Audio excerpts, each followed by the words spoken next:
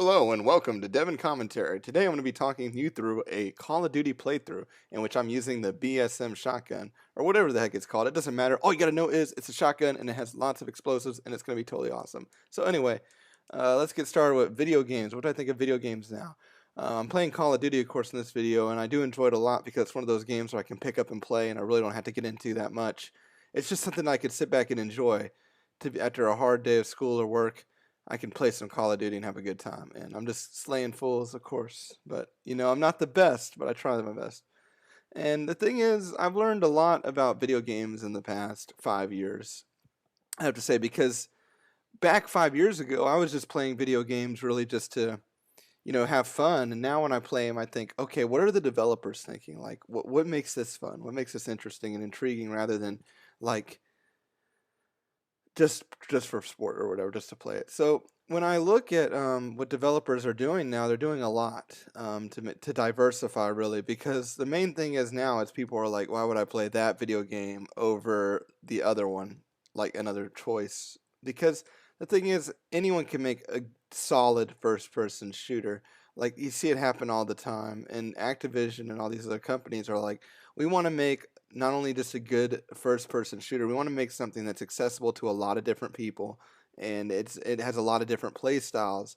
So not only it doesn't that way, it's even though it adapts, it's still not basic. It doesn't have this feeling of like this game is too simple.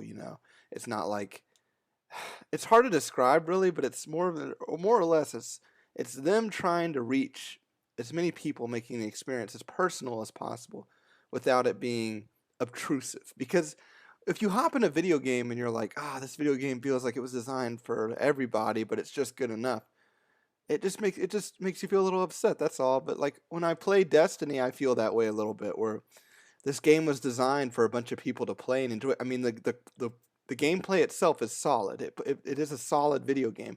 It does have great netcode. And what I mean by netcode is, I mean, like when you shoot somebody, they'll get shot. You don't have like any technical problems. It's smooth. It's a good game from a technical standpoint. You look at it and everything works. All the cogs are in order. It turns and it's a great game.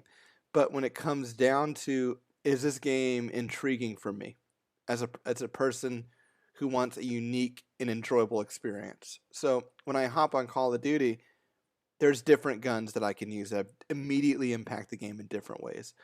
With Destiny, when I pick up a pulse rifle, which is just basically an assault rifle with burst fire capabilities, it's just like the next pulse rifle and the next one after that.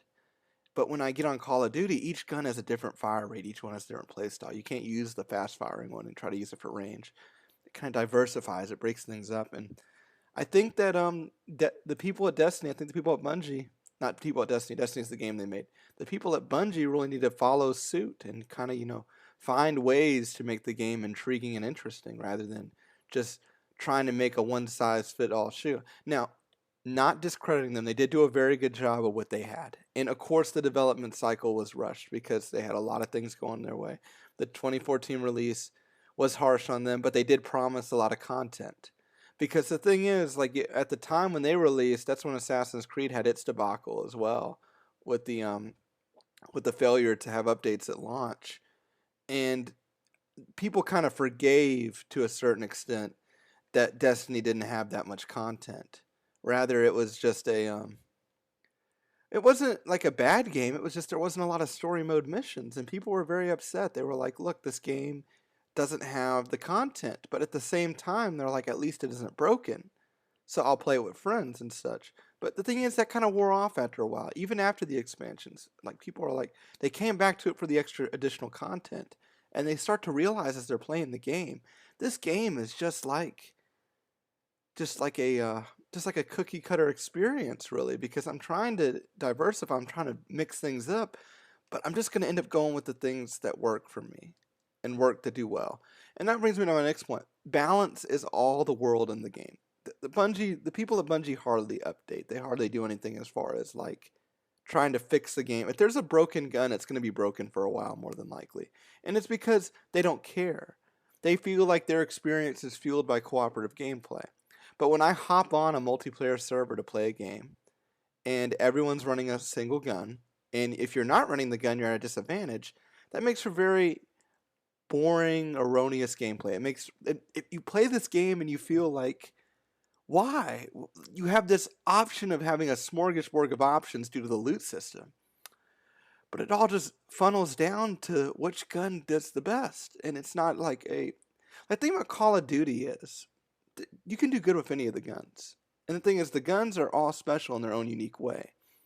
Like, rather than having one gun that's clearly better than the others, you have these guns that do different things and are applicable in different ways. But Destiny, they have even a greater option for this diversity. Like, the option is there. Call of Duty limits you to around 4 to 5 guns per type. You have 5 different snipers, 5 different shotguns, 5 different assault rifles, and etc. But as far as Destiny goes, it's a loot-based system, much like Borderlands, much like Diablo, if you know what those things are. So it confuses me that people at Bungie would not jump on this opportunity to make a unique, diversified game. Because at the end of the day, they're confused. They're like, okay, this game's been out for a while, and people aren't really enjoying it for certain reasons. They're like, why aren't people enjoying it? It must be the content, right? So we'll release more content. And the thing is, the data does back them up on this. When they look at the data, when they release a new expansion, there's more people, and they come in. And the thing is, to have a sustaining player base, let's look to a different game that has always had a sustaining player base, Counter-Strike. Counter-Strike has been through a lot of changes from its inception as a mod. People modded into a game from the Half-Life engine, then to 1.6, and then what we know today as Global Offensive. And the thing is, the players feel like the game is balanced, and the guns, they can do good with different guns based off of the money system. And that's just a great thing.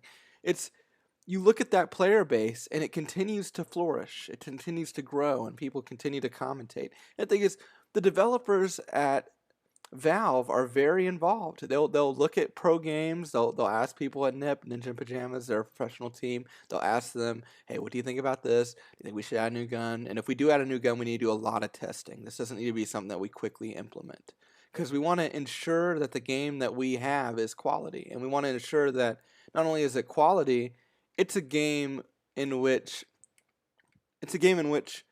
we can ensure that our player base will have different options to mix up the fun, to keep it going, to keep it fresh, if you will.